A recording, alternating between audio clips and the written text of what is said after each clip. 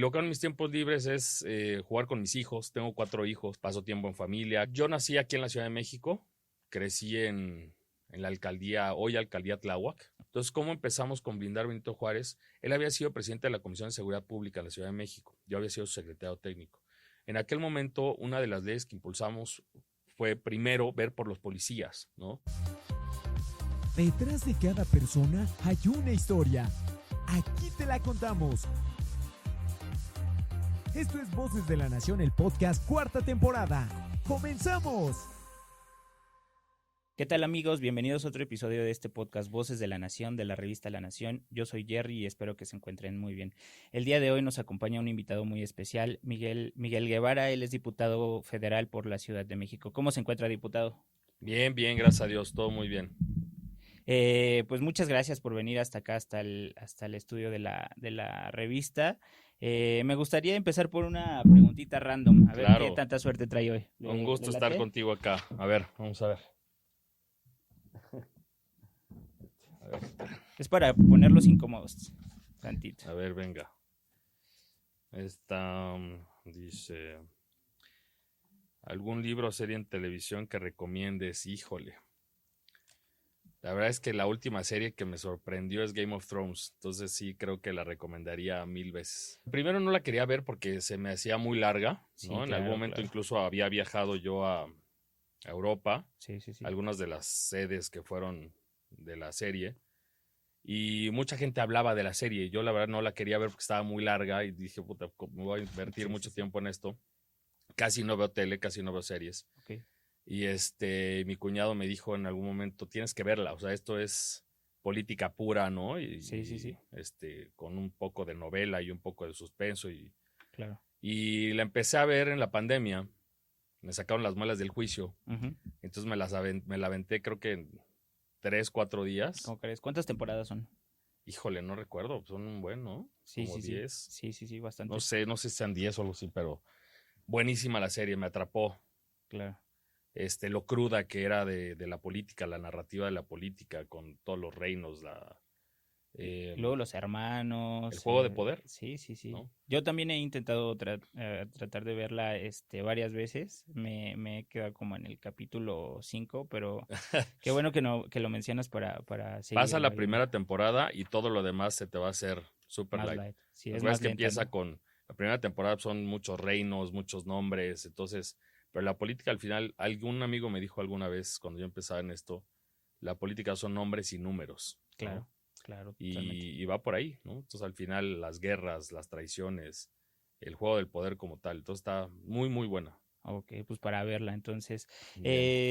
Diputado, me gustaría que nos contaras acerca de tus gustos, qué es lo que haces en tu tiempo libre. Digo, ahorita vamos al tema de tu trabajo y todo esto, pero me gustaría que la gente conozca más tu lado, pues al contrario, ¿no? El personal. ¿Qué haces en tus tiempos libres? Mira, la verdad es que tengo pocos tiempos libres, sí, ¿no? Claro.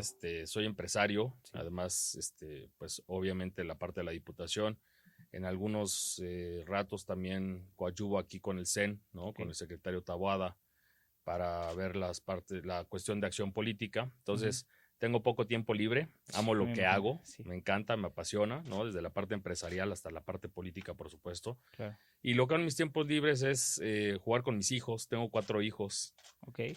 Uno de 11 años, unos cuates de 4 y un bebé de 1 año. Entonces, pues tengo para aventar para arriba, ¿no? Entonces, bastante bien. Juego con ellos, estoy con mi esposa, paso tiempo en familia. Creo que eso es lo que hago en mis tiempos libres, que también me apasiona, evidentemente, y amo estar con mi familia, ¿no? Claro, ¿les gusta viajar, ir a comer a un lugar? Sí, por lo general apartamos los viernes con mi esposa o los sábados para ir a comer, ¿no? Y el domingo en familia. A mí me gusta cocinar, entonces los domingos que estoy aquí en la ciudad me pongo a cocinar. Desde una birria, una barbacoa. ¿Qué es lo que mejor te queda? Híjole, la birria sí me sale muy buena, fíjate. ¿Sí? Y la otra vez hice tamales. No es como mucho, no es muy difícil de hacer. Pues tiene su chiste. Ajá. Pero pues ahí me aviento al video de YouTube otra vez y sí, recuerdo la receta y le pongo un poquito más de algo, ¿no? Un poquito más de pimienta o algo y ya me sale buena. Claro. Sí. La birria creo que sí, la barbacoa me sale también muy buena. En vaporera, porque pues no tengo ahí. Bueno, a ver Pero si ahí va. luego nos invitas ahí Claro, por a supuesto. una birria Sí, acá, todo el equipo de la nación. por supuesto que sí. Oye, también me gustaría que nos contaras tu historia, o sea, para empezar, cómo eras de chiquito, cómo creciste, a qué edad, bueno, qué estudiaste, a qué edad entraste a la política, y todo el recorrido que llevas, también ahí en el tema de Benito Juárez y todo esto. ¿Nos quieres Claro, contar? claro, por supuesto. Yo nací aquí en la Ciudad de México, crecí en la alcaldía, hoy alcaldía Tláhuac, Ok. ¿no? La delegación Tláhuac. Mis papás vivían en Tasqueña, se fueron a vivir a Tláhuac, compraron una casita allá y ahí crecimos, rodeados de la familia porque las tías de mi mamá vivían por ahí, entonces teníamos primos en común. Sigue siendo una alcaldía muy, pues lo voy a decir entre comillas, pero rezagada en términos Ok.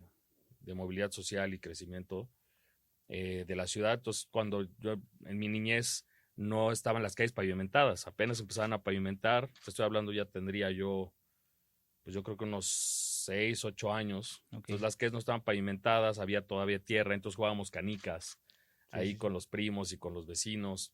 Después jugábamos coladeritas de fútbol ahí pues en la cuadra, en la calle.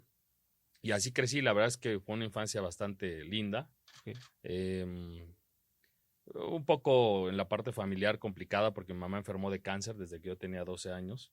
¿Cómo? Entonces sí fue una batalla complicada, pero la verdad es que mi niñez es bastante linda, ¿no? Viajábamos mucho a Acapulco y a Morelia porque mi familia es de allá. Ok. Tengo mucha familia en Guerrero, tengo mucha familia en Michoacán, entonces viajábamos mucho para allá y mis vacaciones me las pasaba prácticamente todas en Morelia. Ok. Entonces así crecí. Bien, tengo una hermana, Ok. Ok. 1 año y medio ¿Más grande? más chica que Ok. yo. Ok. Este, y bueno, así me la llevé, estudié la secundaria en Coapa, ¿no? Ujú. Sí, sí, sí. En el Continental. Ok. Después de ahí me fui al TEC de Monterrey. Ok. No teníamos mucha lana nosotros entre la atención de la enfermedad de mi mamá, y los negocios no andaban muy bien, por eso también, porque mucho dinero en el tema de salud. Sí, sí, sí. Pero en aquel entonces, pues, mi sueño era estudiar en el TEC de Monterrey, ¿no? Y Claro. siempre conté con el apoyo de mis papás, la verdad, en todo. Hice el examen de admisión. Me habían dado una beca en La Salle y cuando ya estaba por firmar la inscripción en La Salle, Ujú. sale un examen del TEC de Monterrey de admisión y apliqué y que podía aplicar para una beca también. Ok. Entonces hice el mejor examen de admisión, de los mejores exámenes de admisión de esa generación y me Ok. dieron creo que 60% de beca. Entonces con eso ya pude yo echar la mano a mis papás, o más Claro. bien mis papás que me echaban la mano, ¿no? De pagarme la escuela. Claro. ¿Qué promedio Y tenías que tener? debía tener 9, arriba de Arriba 9. de nuevo. Luego relajaron un poquito, ¿no? Ah, sí, sí, sí. Porque pasabas con 7 las materias en el TEC. Ajá, sí, Entonces sí, sí. debía tener 9 de promedio. Entonces así empecé la prepa en el TEC. Después de ahí siempre quise estudiar economía, ¿no? Ok. La verdad es que era mi sueño estudiar economía porque quería combinar los negocios con la política, Totalmente. ¿no? Que era mi pasión. Y así lo hice. Entonces terminé la prepa y empecé a estudiar economía en el TEC de Monterrey también. Fue una de las primeras generaciones que dio un grupo de maestros que venían del Colmex, que venían del ITAM, que venían el TEC como que hizo un crew de maestros muy talentosos y fue la primera generación que nos dio de economía.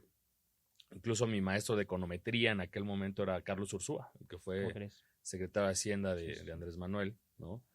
Gran profesor, pero sobre todo gran persona. Yo le debo mucho con Arturo Pérez, el director de la carrera, todavía sigo en contacto. Entonces estudié economía, termino la carrera de economía. Yo siempre me apasionan las finanzas también, la parte empresarial. Ok. Entonces en algún momento me dieron una oferta para trabajar en Fondo Bancomer, que era para fondos de inversión y portafolios de inversión. Ok. La verdad es que me llamaba mucho la atención, estaba muy bien pagado, en aquel momento no tenía yo cómo pagarle escuela, a pesar de que teníamos beca, pues la situación no era muy buena en casa, dejé de estudiar un par de semestres y estuve a punto de aceptar el trabajo, pero mi asesora de carrera profesional me dijo, no, pues a ver, tu pasión es la política, ¿qué haces ahí? ¿No? Okay. Entonces termino no aceptándolo, me gano una beca HSBC, con esa logro terminar mi carrera y me voy a estudiar a China un verano. Con esa lana me valían las materias y estudio economía china, en Beijing. ¿Cómo crees? Y me voy a Beijing, Shanghai, a visitar unos proveedores en Shenzhen. Bien, o sea, hice el viaje redondo, súper chingón, me gradué de economía. Y de ahí estaba buscando chamba, independientemente que yo trabajo desde los 15 años en las empresas de mis papás, Claro. ¿no? Yo redactaba los fax en inglés para los proveedores en Japón, Alemania y demás. Sí. Y los mandaba, ¿no? En la máquina de escribir los mandamos por fax. En aquel momento pues, no existía ni mail ni nada de eso. Entonces, yo contactaba a los proveedores, negociaba los precios. Entonces, desde los 15 años yo estoy trabajando en las empresas de mi papá, de mis papás, que, bueno, una es una comercializadora para máquinas de coser industriales y piezas para máquinas de coser. Y la otra es una fábrica de uniformes por hospital. Entonces, siempre trabajé en las dos empresas, pero pues hacía falta llevar más lana a la casa, ¿no? Y también para mí, porque ya quería independizarme y todo. Ya había salido de la Ya había salido de la universidad. Y uno piensa que cuando sale de la universidad, puta, pues le van a llover, o casi eres el fichaje del año, ¿no? Sí. Y la verdad es que no. Complicado porque las ofertas de trabajo eran con sueldos que yo no estaba dispuesto a dejar mi libertad o dedicarle más a los negocios Claro, muy bajos. Por un sueldo muy bajo. Entonces, Carlos Ursúa habla conmigo, en aquel momento lo nombran director de LEGAP, de la Escuela de Graduados en Administración Pública, y le dije, quiero estudiar mi maestría, mejor me voy luego a estudiar, porque yo ya sabía que quería dedicarme a esto, y había una maestría en el TEC que acaban de abrir, que era de Economía y Políticas Públicas. Entonces hablo con Carlos Ursúa, y me dice, pues claro, haz tu examen de admisión sin problema, pues lo vas a pasar, dale para adelante. Y una de mis compañeras de mejor promedio era su asistente de beca CONACYT, porque él era doctor SNI 3.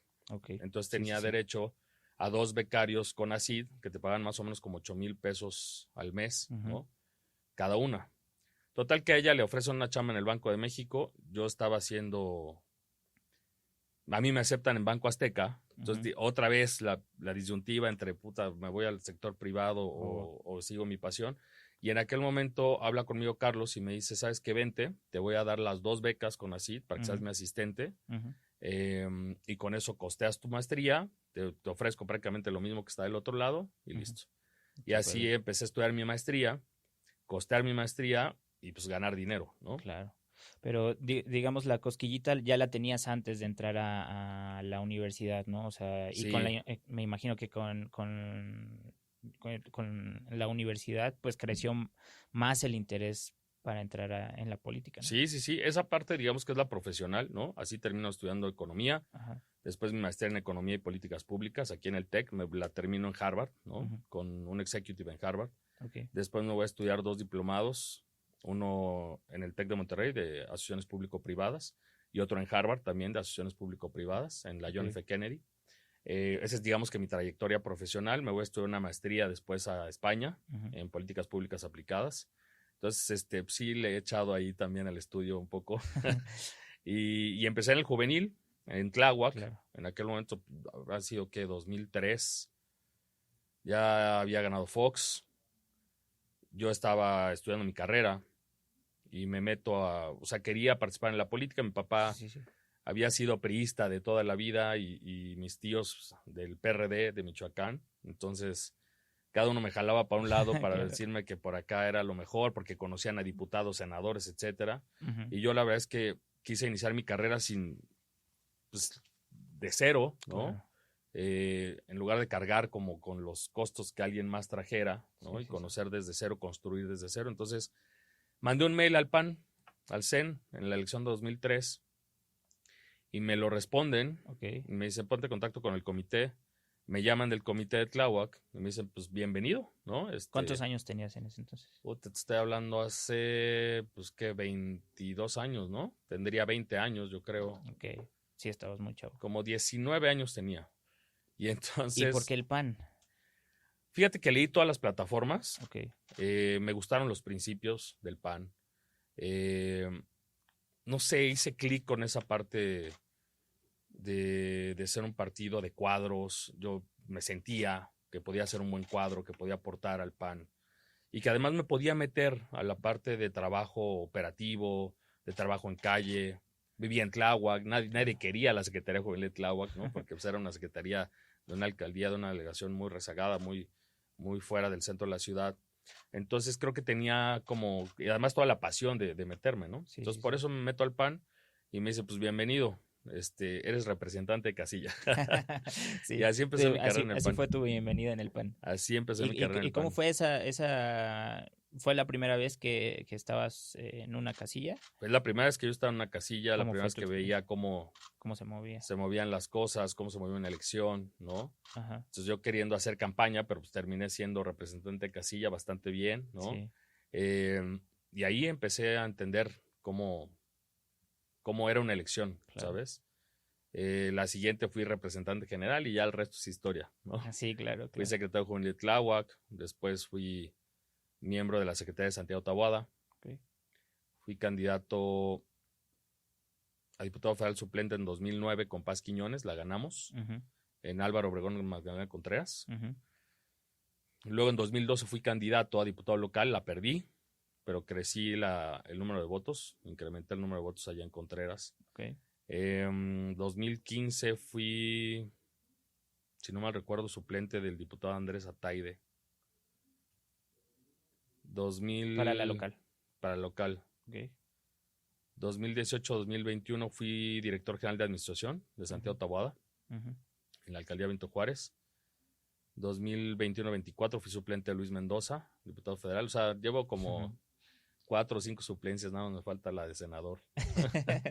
No, Pero ahí va. está padre, pues y por algo se empieza, digo yo, igual fui secretario juvenil, fui Bien, representante de casilla, representante general, y después de eso, pues me hicieron bueno, no me hicieron, sino me dieron como la suplencia de regiduría. No he sido regidor hasta el bien. momento, pero pues sí te motiva, ¿no? Claro, O sea, que te tomen en cuenta que cualquier cosa, pues puedes estar ahí al pendiente para suplir a la persona, ¿no? sí, para Entonces, ocupar el cargo y estar preparado para eso, ¿no? La verdad es que totalmente. a mí siempre me apasionó esto, pero siempre me apasionó más el armado atrás de que las cosas se hagan, ¿no? Sí, claro. Incluso Santiago tenía un lema en su secretaría que era transformando lo imposible en realidad. Y yo decía, puta, qué pretencioso es eso, pero Ujú. cuando estás en un puesto de gobierno, por ejemplo, en la parte del ejecutivo, pues tienes que volver realidad lo que estudiaste, lo que la gente te pide, las políticas públicas, y empiezas con las acciones, y empiezas con todo el tema de gobierno, cuando ves Claro, los resultados, claro, dices, claro, claro. claro que sirvió de algo todo esto, ¿no? Desde el aprendizaje de calle político hasta toda la parte técnica de la escuela y experiencia. Entonces, yo la verdad es que muy agradecido con el PAN de haberme dado la oportunidad siempre y yo también de chambearle con toda la pasión para que las cosas sucedieran, ¿no? Claro, pero también hay como, no una brecha, sino un espacio en el que tienes que poner en práctica todo eso, ¿no? Que, bueno, al principio pues no sabes cómo hacerle porque, o sea, de la teoría a la práctica pues ya es como un poco diferente, pues lidiar con las personas, ser pues un líder y todo esto. Entonces, esa parte pues también es difícil, ¿no? Sabes que el perderle el miedo a expresar lo que quieres, lo que sientes y lo que crees que sabes, creo que esa es la barrera más grande que tienes que romper. Y yo se lo digo a los chavos porque yo todavía me creo chavo, ¿no? Todavía me siento en el juvenil, pero cuando empiezas a romper esas barreras, decir, híjole, lo que están diciendo en la mesa no creo que me parece, ¿no? O no lo siento adecuado. Ese momento es cuando tomas la confianza, el liderazgo y Claro, empiezas a hacer un cambio en lo que tú quieres, en la política, en el país, en lo que quieres implementar, ¿sabes?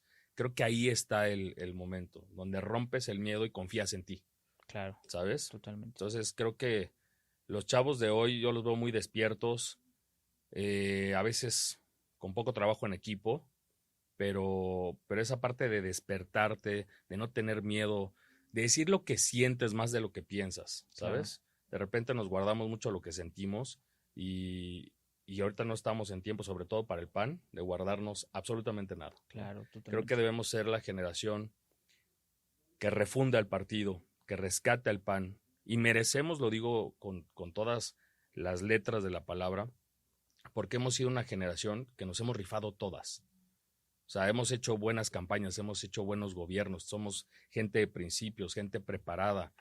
Nosotros no merecemos ser la generación que entregue el registro del partido. Totalmente. En 2030, ¿sabes? Claro. Entonces, toda mi pasión y todo mi esfuerzo puesto para que seamos la generación que refunde al partido. Totalmente. Justo pensando en eso, o sea, quisiera que le dieras un mensaje a los jóvenes de la importancia de formarte, primero en tus estudios profesionales y también en el juvenil, y la importancia de hacer las cosas, ¿no? O sea, como dices, entonces, pues sí, ya estudiaste, ya te formaste, fuiste a los cursos, pero también sal a la calle, exprésate, ve a las juntas y opina, y la importancia de estar, ¿no? Que creo que también eso es mucho lo que necesitamos para generar una especie de catarsis o de dialéctica dentro del PAN para seguir vivos, para seguir dando la batalla, ¿no? Claro. ¿Sabes qué? Creo que yo le diría a los jóvenes que se atrevan, que participen, que se apasionen por esto. La política, al final de cuentas, no es una profesión, no es nada más una profesión, ¿no? La política es tu forma de vivir, cómo te relacionas con los demás, cómo te afecta un gobierno, cómo te beneficia un gobierno, cómo participas con tus vecinos, con tus amigos. Al final la política es eso, y todos hacemos política todos los días. Entonces, yo lo que le diría a los jóvenes es que despierten, que participen, que no se queden ahí sentados, ¿no? Y nosotros como PAN tenemos un reto muy grande, porque primero tenemos que definirnos. ¿Quiénes somos? ¿A dónde vamos? ¿Qué es lo que buscamos? ¿Qué nos hace diferentes a las distintas opciones? Cómo ser novedosos, pero ser congruentes con lo que nosotros pensamos. Entonces creo que va por ahí. Yo ese mensaje le diría a los jóvenes. O sea, por supuesto que la preparación es fundamental para aspirar a la meritocracia, para aspirar a una movilidad social incluso también, ¿sabes? Es fundamental la preparación técnica de los estudios, de lo que quieran hacer y estudiar, que les apasione, por supuesto. Y la formación política te lo da la calle. O sea, el platicar con el vecino, el saber qué está sintiendo, qué está pensando, qué necesidades tienes en la colonia, y entonces empiezas a pensar en las ideas, unes la técnica con la realidad para saber cuál sería la mejor solución, ¿no? Claro. No está nada más en, no, pues hay que bachar la calle, ¿no? Pues ¿cómo le vas a bachar, no? Con Exacto. asfalto, con concreto hidráulico, ¿qué te cuesta más, qué te cuesta menos? Entonces la viabilidad presupuestal. Y con ese simple detalle ya creaste una política pública o una acción de gobierno. Entonces, creo que va por ahí, ¿no? La Claro. participación de los jóvenes es fundamental para 2030, poder conseguir un cambio en el país, ¿no? De este régimen, que pues al final ya vivimos en un régimen no democrático, ¿no? Totalmente. Oye, quisiera pasar como a las acciones destacadas dentro de tu carrera. Estuviste en uno de los gobiernos más sobresalientes, yo creo que de estos años, en Benito Juárez. Una de sus principales iniciativas fue blindar BJ. Sí. Entonces, nos puedes contar como, si quieres, un poco de tus logros general. Y me gustaría saber cómo fue la experiencia en BJ y todo lo que vivieron para poder llegar a ser una de las mejores alcaldías del país. Claro. Mira, yo, así que lo voy a contar. Siempre uno critica, ¿no?, al político de que no, y es que entonces nos reunimos. Esto te lo voy a contar como fue. A ver si no se enoja Santiago, ¿no?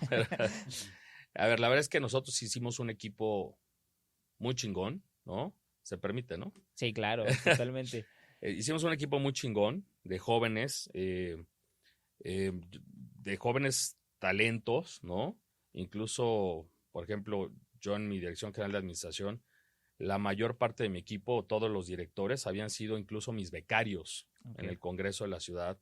Habían empezado conmigo literal de becarios, algunos como asesores, etcétera. Entonces crecimos. Santiago tuvo la verdad es que el talento de conformar un gran equipo y la verdad es que a mí me otorgó muchas responsabilidades y confianza sobre todo. Okay. Cuando habíamos ganado la campaña, fue una de las campañas más complicadas que nos enfrentamos porque, aunque usted no lo crea, las encuestas marcaban que íbamos a perder Benito Juárez. Okay. Era la elección de Andrés Manuel, era la ola de Morena con todo, entonces todo el mundo, Fadlala Cabani en aquel momento era el candidato en contra de Santiago, Sí. Santiago joven, es decir, teníamos varios factores que eran complejos en la elección y sobre todo la marea de Morena que iba a arrasar y habría de arrasar con todo, ¿no? Con Andrés Manuel. Entonces, Santiago me otorgó la responsabilidad y la confianza de coordinar la campaña, la del 2018. Okay.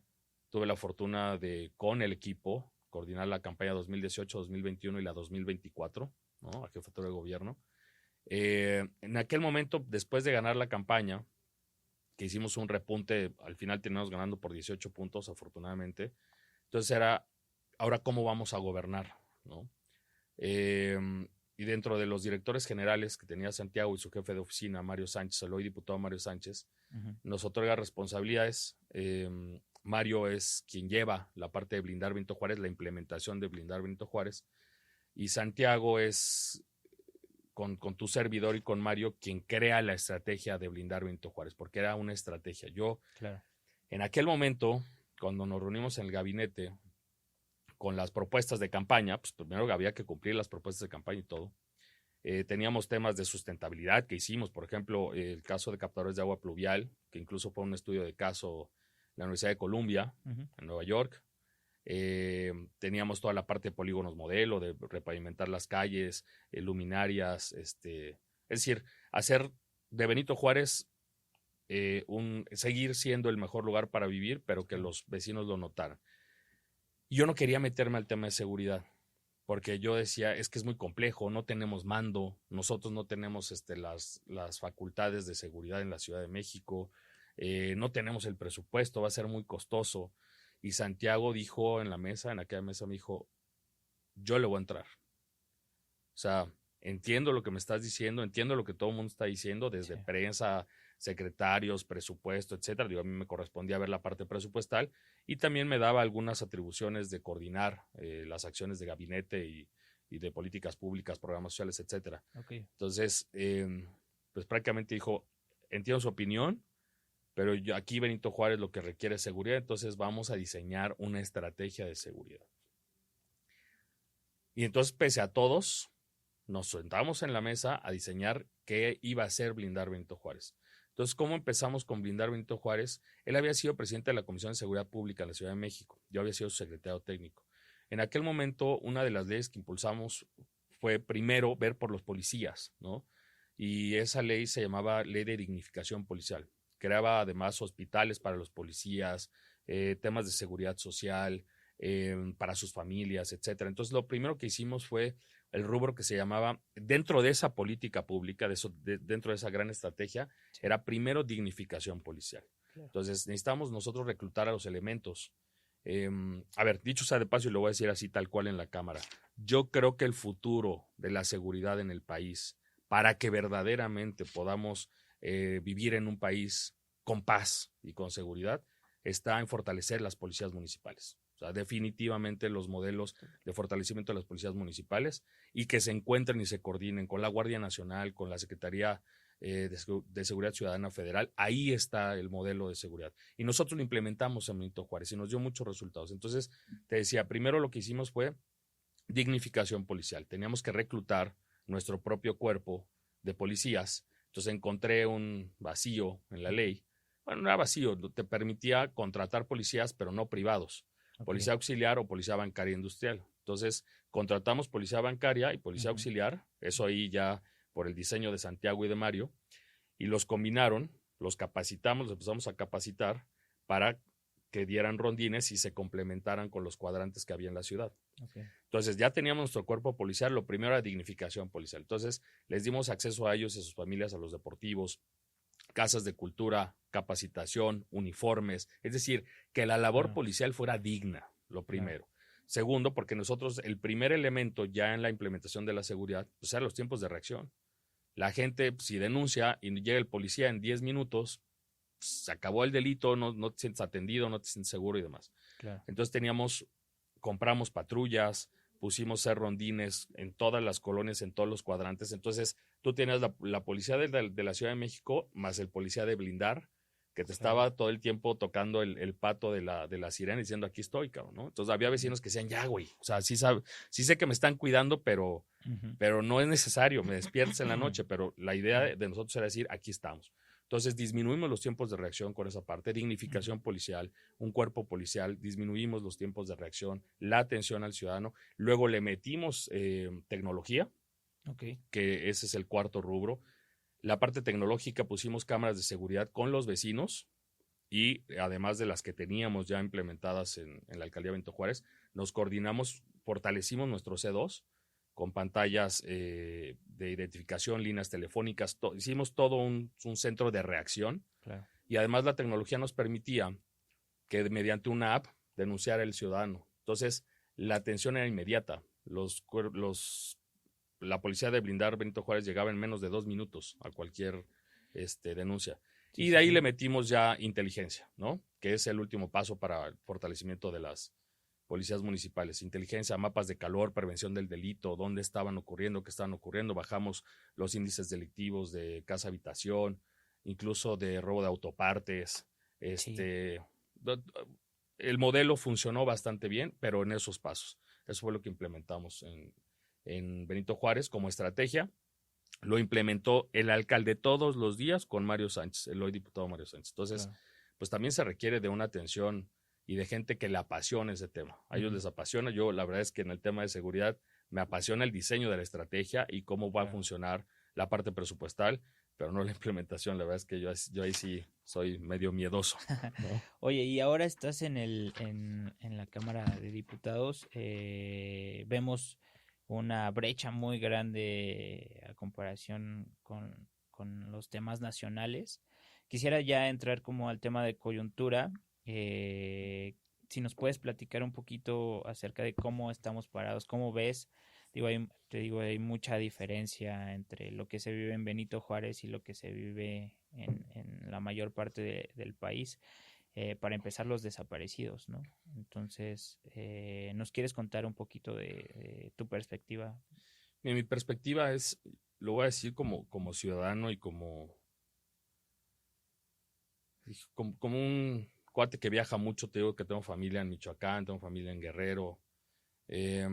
A ver, el tema de la inseguridad en el país tiene que ver con qué tanto ha penetrado el narco a todas las estructuras de gobierno, a los propios políticos, a la toma de decisiones, ¿no? Pero el narco ocupó esos espacios desde antes de que gobernara el PAN.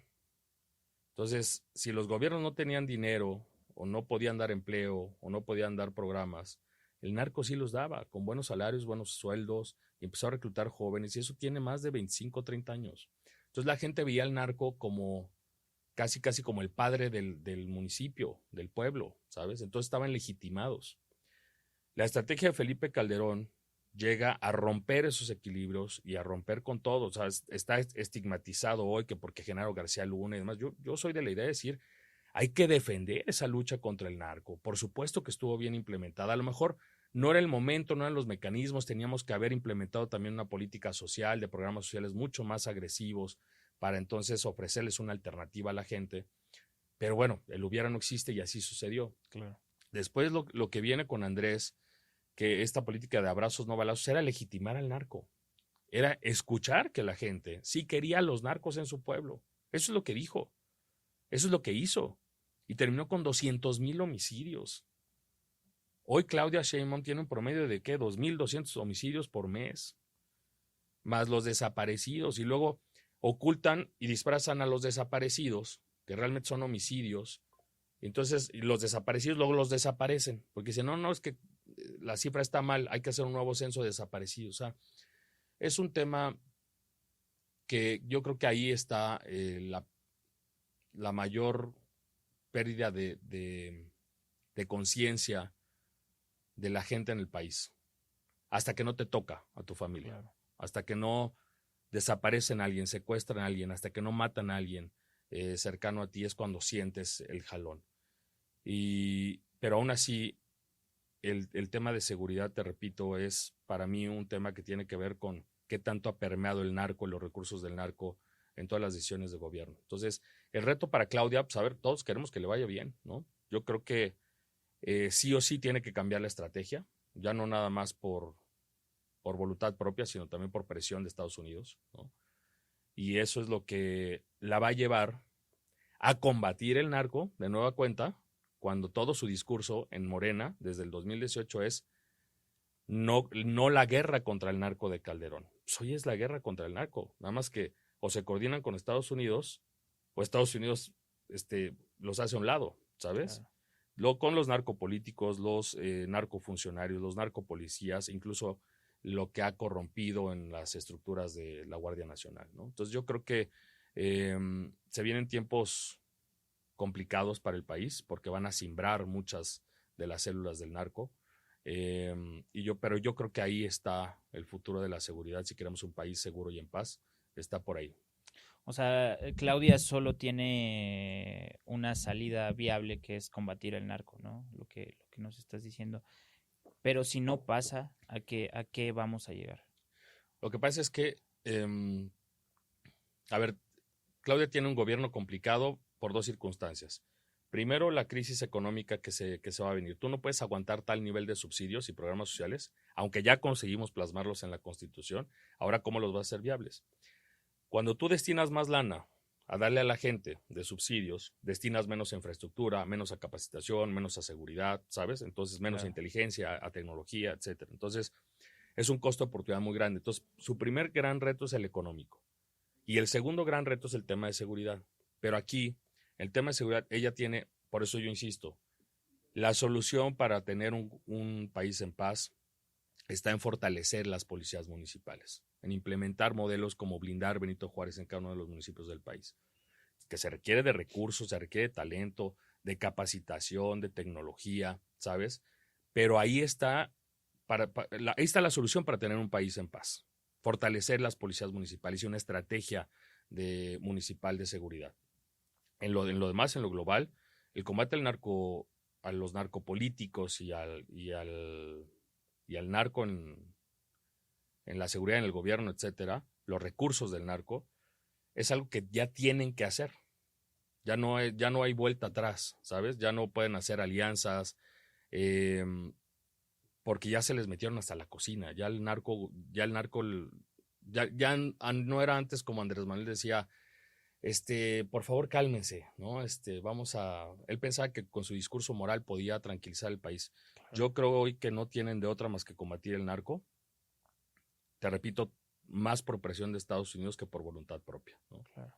Pero la solución, si la queremos ver desde el lado de la propuesta, creo que está en la parte de fortalecer las policías municipales y la seguridad municipal. Totalmente.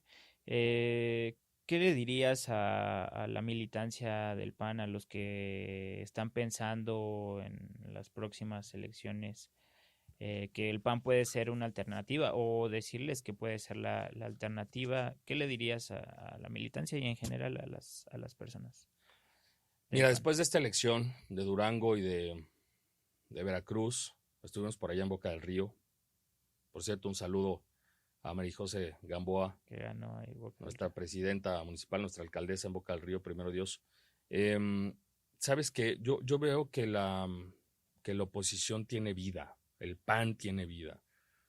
Yo la verdad es que estaba medio incrédulo por todo el aparato que tienen, por todo lo que escuchamos en las noticias, en los rumores. Pues es apabullante los programas sociales, la cantidad de dinero que ellos reparten, que forzan el voto, acarrean el voto de la gente, usan la voluntad de la gente, ¿sabes? Entonces, contra eso, pues, de repente dices, ¿qué hago? No puedo llegar con ideas cuando acá llegan con costales de dinero, despensas, etcétera, y sobre todo forzando a la gente. Claro. Yo creo que en estas elecciones se demostró que la oposición tiene vida, el PAN tiene mucha vida, y está en nuestra responsabilidad como generación, te decía, refundar al partido, que la gente vuelva a creer en nosotros, porque somos personas capacitadas, somos gente con principios, con valores, que cree en la familia y que cree en hacer buenos gobiernos. Entonces, yo por eso le diría a la gente que voltee de nuevo cuenta a ver al PAN, que estamos más vivos que nunca, más unidos que nunca y somos una generación que quiere darlo todo por gobernar bien este país. Totalmente. Pues muchas gracias por venir aquí al Gracias, Estudio Jerry. de la Nación. ¿Algo que desees agregar? Nada, muchas gracias por la invitación. Espero vernos pronto por acá. Por ahí tengo algunas iniciativas que me gustaría comentarles. Pero ya te las mandaré para que hagamos una cápsula. Si quieres, ¿no? De una vez. Mira, sobre todo la iniciativa de nosotros le denominamos en el equipo profesionistas construyendo el presente. Ok. Es una iniciativa que saca fondos del Fondo de Jóvenes Construyendo el Futuro. Ok.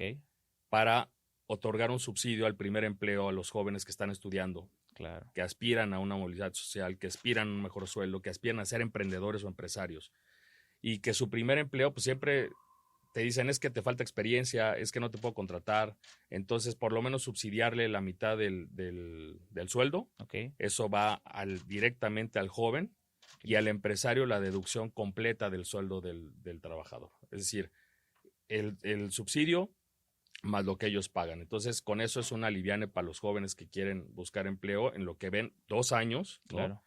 En lo que ven cuál es su futuro, si quieren seguir trabajando, si quieren ser profesionistas, si quieren ser emprendedores, si quieren ser empresarios, pero es el primer aliviane. ¿De dónde sacan los fondos? No hay impacto presupuestal porque viene de jóvenes construyendo el futuro para profesionistas construyendo el presente. Claro. Ese es el tema, ya luego abundamos en ello, claro. Pero yo sí creo en el tema de la capacitación para la movilidad social, ¿no? Okay. Creo que ahí está la fórmula, al menos a mí me resultó. Totalmente. ¿Sale?